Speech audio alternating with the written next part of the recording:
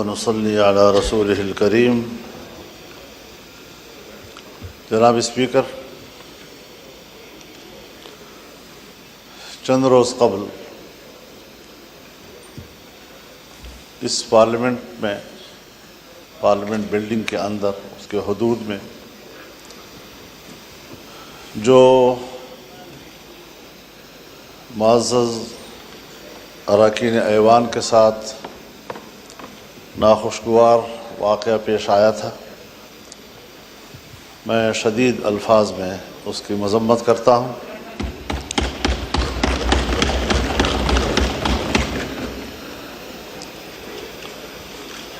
ساتھ ہی آپ نے اپنے ایوان کے کولیگز کے حوالے سے جو اقدام کیا ہے اس پر میں آپ کو خراج تحسین پیش کرتا ہوں، لیکن یہاں جو ہم تقریریں کر رہے ہیں، اس کی مذمت کر رہے ہیں، یہ صرف اپوزیشن ارکان کے ساتھ نہیں ہوا، بلکہ یہ بذات خود پورے ایوان کے ساتھ ہوا ہے۔ ہر رکن اسمبلی کے ساتھ ایوان کا تقدس وابستہ ہوتا ہے، اور جب اس کی عزت، اس کی آبرو کو بریچ کیا جاتا ہے تو پارلیمنٹ باقاعدہ اس پر ایک کمیٹی بناتی ہے، اس کمیٹی میں معاملات جاتے ہیں، اس کو سنجیدگی سے لیا جاتا ہے۔ حق تو یہ ہے جناب اسپیکر کہ آپ کی قیادت میں اس ایوان کو کم از کم 3 دن تک بند کر دیا جاتا احتجاج کے طور پر، کہ آئندہ اس ایوان کے ساتھ اور اس کے اراکین کے ساتھ اس قسم کے اقدامات نہیں ہوں۔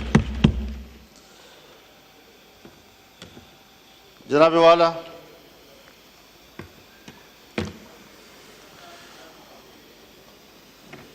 فروری سے لے کر آج تک اس ایوان میں ہم ابھی تک اس صورتحال سے باہر نہیں نکلے جب ایک رکن اسمبلی اپنی ذات اور اپنی ذات کی دفاع تک محدود کر دیا جاتا ہے تو پھر وہ ملک اور قوم کے لیے کوئی کردار ادا نہیں کر سکتا۔ میں پہلے بھی عرض کر چکا ہوں کہ ہمیں کچھ وقت پبلک کے لیے بھی دینا چاہیے۔ میں نے خیبر پختونخوا اور بلوچستان کے امن و امان کے حوالے سے بات کی تھی۔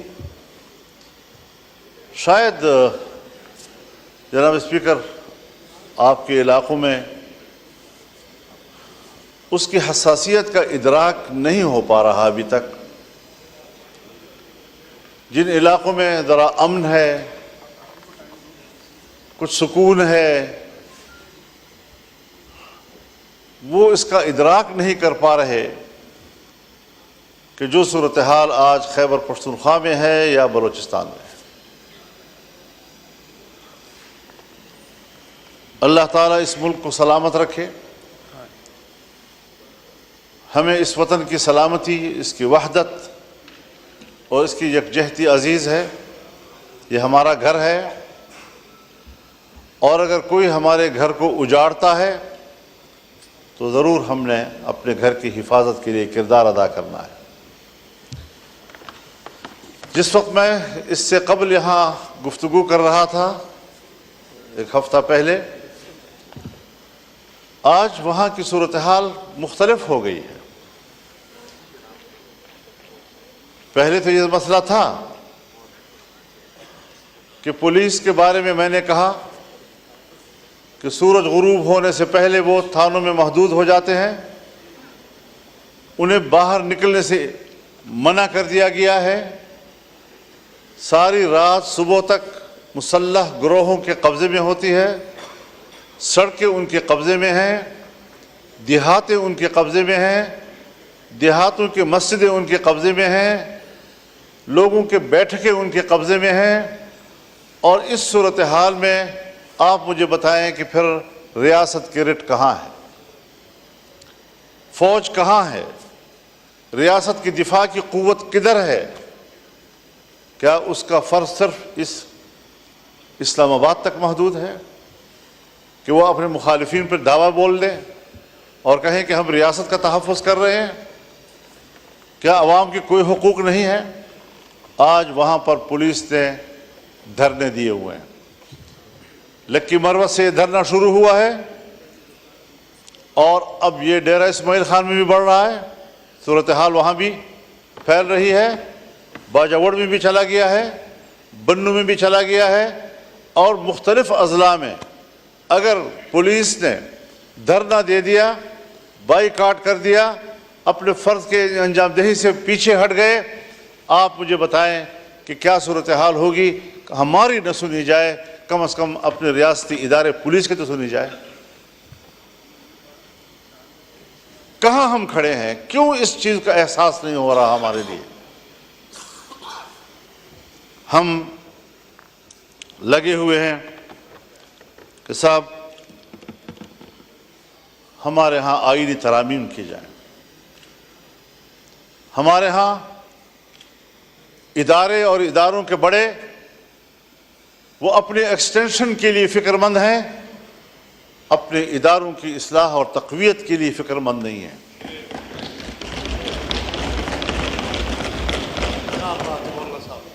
ایکسٹینشن کا عمل اگر فوج کے اندر ہے تب بھی غلط ہے، اگر عدلیہ کے اندر ہے تب بھی غلط ہے، اگر سول بیوروکریسی کے اندر ہے تب بھی غلط ہے۔ یہ تو کل پارلیمنٹ بھی مطالبہ کر سکتا ہے کہ 5 سال کے بعد ہمیں بھی 5 سال کی ایکسٹینشن دی جائے۔ ہو سکتا ہے جی، اگر کورٹ کو حق حاصل ہے، اگر فوج کو حق حاصل ہے، اگر بیوروکریسی کا حق حاصل ہے، پارلیمنٹ تو سپریم ہے، اس کو تو بدرجہ اولا یہ حق حاصل ہوگا۔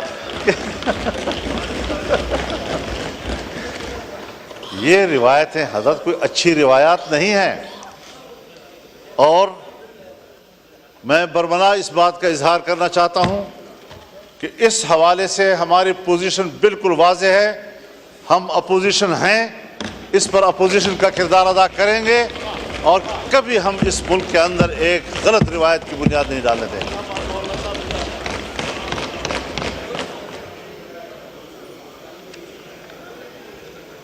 جناب اسپیکر، ہم ان مراحل سے گزر چکے ہیں۔ جنرل مشرف کا زمانہ تھا، ہم اپوزیشن میں تھے،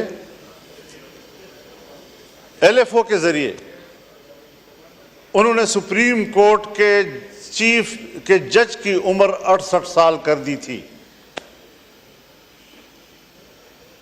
اور ہم نے لڑ کر اس کی عمر کو 65 پہ لے آئے بڑے مشکل کے ساتھ۔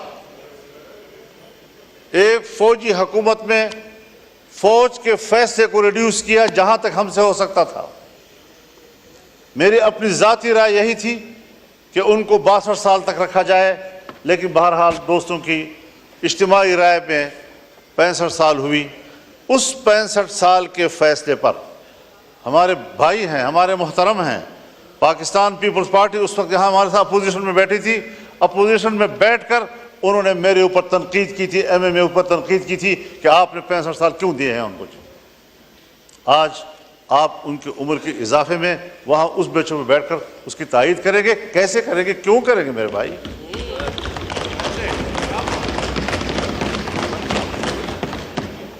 اصول ہوتا ہے، ہمیں کچھ اصولوں کی پیروی کی طرف جانا چاہیے۔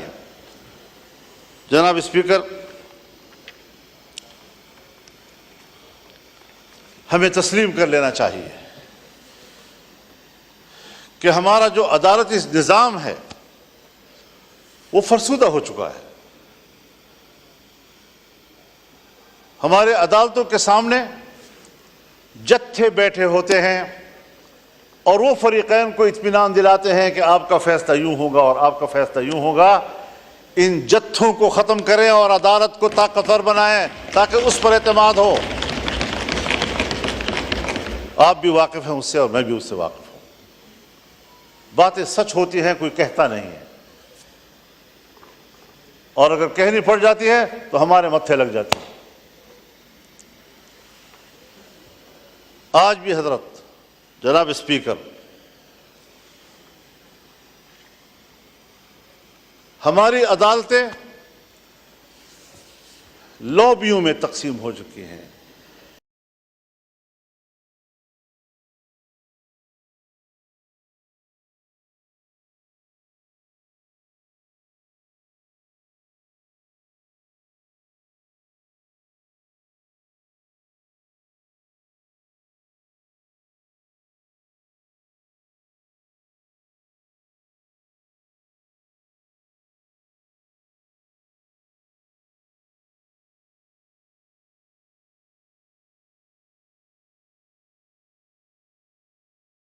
اور وہ باہمی طور پر عدلیہ نہیں بلکہ کر لائے جائیں، اس پر کمیٹی بنائی جائے اور بتایا جائے کہ ہم عدالت کا نظام کیا ہونا چاہیے۔ چیف جسٹس کے لیے ہائی کورٹس کے معیارات اور ہیں اور سپریم کورٹ کے معیارات اور ہیں، فوج میں چیف کے لیے معیارات اور ہیں اور عدلیہ میں چیف کے لیے معیارات اور ہیں۔ ان معیارات کو یکساں کیا جائے۔ کہیں پر آپ کچھ کر رہے ہیں تو کہیں پر آپ کچھ کر رہے ہیں، کہیں پر آپ کچھ کر رہے ہیں تو کہیں پر آپ کچھ کر رہے ہیں، کسی کو کوئی رعایت دے رہے ہیں، اور جب آپ ایکسٹینشن میں مشکل محسوس کرتے ہیں تو مجھے یاد ہے کس طرح ہمارے ہاتھ مروڑ کر ہم سے جبری طور پر ایک چیف آف آرمی اسٹاف نے اس ایوان کے اندر قانون سازی کرائی۔ آپ کو بھی یاد ہے، مجھے بھی یاد ہے۔ جو ایوان اس پر یہ چھاپ لگ جائے کہ یہ عوام کی نمائندہ کم اور اسٹیبلشمنٹ کی نمائندہ زیادہ، پھر آپ کو بحیثیت ایوان کے اسٹیبلشمنٹ کی نوکری کرنی پڑے گی، عوام کی خدمت آپ نہیں کر سکتے۔ آج 60,000 سے زیادہ مقدمات سپریم کورٹ میں پینڈنگ پڑے ہیں۔ ان لوگوں کا کیا قصور ہے جن کے مقدمات نسل در نسل چلتے رہتے ہیں؟ ایک نسل میں مقدمے کا فیصلہ نہیں ہوتا اور ہم پر ایمرجنسی لاگو ہوتی ہے۔ ہم نے آج ایک قانون پاس کرنا ہے، کل دوسرا قانون پاس کرنا ہے، سیاستدانوں کو یہ کرنا ہے، سیاستدانوں کو وہ کرنا ہے۔ اس چیز میں ہم لگے ہوئے ہیں۔ کیا یہ نہیں ہو سکتا کہ آئینی معاملات کے لیے ایک مستقل عدالت ہی بنا دی جائے تاکہ عام عدالتیں ہمارے وہ غریبوں کے معاملات کو طے کریں، عام آدمی کے معاملات کو طے کریں اور فیصلہ کریں کہ جلد از جلد انصاف مہیا کیا جائے۔ ہمارے ملک کے اندر انگریز کے دور کا وہ نظام عدل موجود ہے کہ جو صدیوں تک مقدمات چلتے ہیں اور طے نہیں ہو سکتے۔ آج بھی ہم اسی روش پہ چل رہے ہیں۔ ہمیں پاکستان بنانے کے بعد آج عدلیہ کے حوالے سے بھی انقلابی فیصلے کرنے ہوں گے تاکہ ہمارے غریب آدمی کو جلد از جلد انصاف مہیا ہو سکے۔ کیا کر رہے ہیں آپ لوگ؟ تو نظام کو تبدیل کرنا ہے، تبدیلی لانی ہے تو پھر صحیح معنوں میں تبدیلی لائے۔ میرے حق میں ہو وہ تبدیلی اور آپ کے حق میں ہو تو وہ تبدیلی نہیں، اس کو تبدیلی نہیں کہا جاتا۔ اپنی روش پر تبدیل کرنا پڑے گا، اپنے اعتماد کو بحال کرنا پڑے گا، اور اس پارلیمنٹ کو سپریم بنانا ہوگا۔ پارلیمنٹ میں اگر پارلیمنٹ سپریم ہے تو ہر ممبر یہاں پر بات کر سکتا ہے۔ یہاں پر عدلیہ بھی بات ہو سکتی ہے، ہم اس سے بھی سپریم ہیں۔ یہاں پر فوج بھی بات ہو سکتی ہے، ہم اس سے بھی سپریم ہیں، لیکن سب ہمیں اپنا ماتحت سمجھتے ہیں۔ آج یہاں بات کرو توہین عدالت کا مقدمہ آ جائے گا ہمارے پیچھے۔ آج یہاں فوج کے کردار پر آپ تنقید کریں، ریاست کے کردار پر آپ تنقید کریں، آپ بلوچستان میں کیا کر رہے ہیں، آپ کے پی میں کیا کر رہے ہیں، آپ نے پورے ملک کو اپنے قبضے میں لیا ہوا ہے، امن و امان کا کوئی نام و نشان نہیں ہے، اس پر آپ بحث کریں، ایجنسیاں آ جاتی ہیں، آپ کو ایوان سے پکڑ کے لے جاتی ہیں۔ وہ تو آپ کے آئین میں لکھا ہوا ہے کہ ہم عدلیہ اور فوج کے خلاف نہیں بات کر سکتے، تو اس لیے ان کی اصلاح کے لیے تو بات کر سکتے ہیں۔ جی اصلاح کے لیے تو ہاں، تو بالکل بس میں اصلاح کی بات کر رہا ہوں، میں ان کو بالکل۔ تنقید تو نہیں کر رہا، سر آنکھوں پر عدالتیں، فوج کے جنرل سر آنکھوں پہ، جی تو میں اسی لیے کہہ رہا تھا کہ ججز ہمارے سر آنکھوں پہ، چونکہ لکھا ہوا ہے تو اس لیکن ان کے لیے نظام کو تو ٹھیک کریں جی تاکہ وہ جبر تو نہ کریں، آئین سے تجاوز تو نہ کریں، اخلاق سے تجاوز تو نہ کریں، پارلیمنٹ کا تقدس تو نہ خراب کریں۔ ہم ان کے خلاف نہیں بولیں گے، میں آپ سے وعدہ کرتا ہوں، لیکن میرے اراکین کو اس طرح گرفتار کرنے کی اجازت بھی نہیں دی جا سکتی۔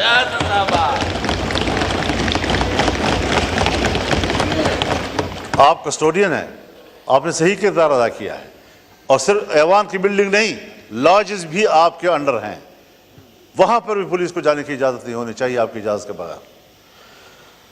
تو یہ ساری وہ صورتحال ہے۔ وہ بھی مولانا صاحب آپ کو یاد ہے کہ ایک دفعہ جب ہوا تھا اس کے بعد سب نے مل کے ڈلوایا تھا کہ لاجز بھی پارلیمنٹ کا حصہ گنا جائے گا، تو وہاں بھی آپ صحیح کہہ رہے ہیں کہ وہاں بھی جانے کی اجازت نہیں ہونی چاہیے، اور ہے بھی نہیں۔ تو یہ ساری صورتحال ہے۔ ٹھیک ہے، ایک کرائٹیریا ہے کہ سینیئرٹی کی بنیاد پر فیصلے ہونے چاہیے، لیکن صرف سینیئرٹی بھی تو کافی نہیں ہوتی، ذرا ریکارڈ دیکھا جائے، اہلیت کتنی ہے اس کی، ذرا دیکھا جائے فٹنس کیا ہے اس کی۔ فالج زدہ معذور آدمی کو بھی آپ کہیں کہ وہ چیف جسٹس ہو، چیف آف آرمی اسٹاف بن جائے، وہ کیسے ہو سکتا ہے؟ تو اس ساری چیزوں کو دیکھ کر ہمیں اصلاحات کی طرف جانا چاہیے، اور اس کے لیے میں تو یہ سوچتا ہوں اور میری تجویز ہوگی کہ چیف جسٹس کے لیے جوڈیشل کونسل اور پارلیمانی کمیٹی کا مشترکہ اجلاس ہو، اور یہ فیصلہ کریں کہ کس کے حق میں فیصلہ کیا جاتا ہے، پینل لائے جائیں، 3 کے لائے جائیں یا 5 کے لائے جائیں، لیکن اصلاح کی طرف تو جائیں۔ ممکن ہے میری رائے غلط ہو، میں کوئی ایسی بات نہیں کہہ رہا ہوں کہ خدا نخواستہ کوئی حتمی بات ہے، لیکن اس پارلیمنٹ کو پر اعتماد کیا جائے، اس کی کمیٹی بیٹھے، ان کے ساتھ بیٹھے، سوچے اس بات پر کہ ہم نے عدلیہ کے اندر اصلاحات کیسے لانی ہے، اور ایوان میں پیش کیے جائیں۔ تو ان چیزوں پر ہمیں فوکس کرنا چاہیے۔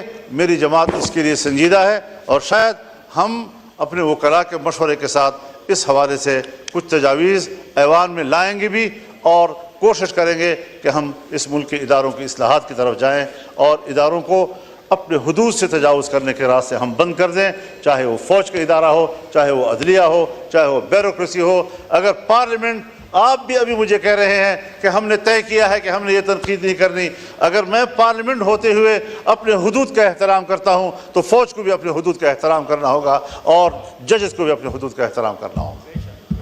یہ اصول ہونا چاہیے۔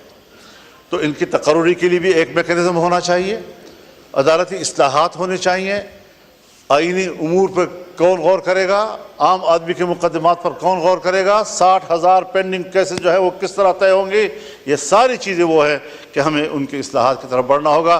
میں اس وقت حکومت کو خاص طور پر اور ٹریجری بینچوں پر بیٹھے ہوئے معزز اراکین کو خاص طور پر اس طرف متوجہ کروں گا کہ سب سے پہلے ذمہ داری آپ کی بنتی ہے، آپ کو اس بارے میں اقدامات کرنے چاہیے، اپوزیشن کو اعتماد میں لیں، ہمیں اعتماد میں لیں، ورنہ پھر ہم خود اصلاحات کی تجاویز اپوزیشن دوستوں کے مشوروں کے ساتھ پیش کریں گے، اور انشاءاللہ العزیز اس کام